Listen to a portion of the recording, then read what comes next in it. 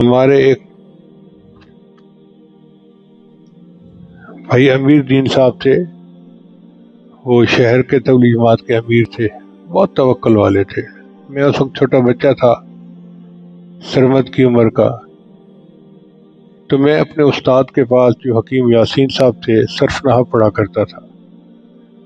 اب میں بیٹھ کے پڑھ رہا ہوتا تھا، وہ آتے تھے اور پیسے دے کے چلے جاتے تھے۔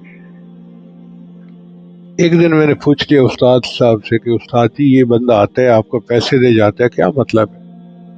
اس نے کہا یہ بیمار ہوتا ہے اور یہ کہتا ہے کہ شفا تو مجھے اللہ نے دینی ہے، یہ میرے پیسے لے لو اور جو غریب تمہارے پاس آئے اس کو مفت میں دوائی دے دینا، مجھے بغیر دوائی کے اللہ شفا دے دے گا۔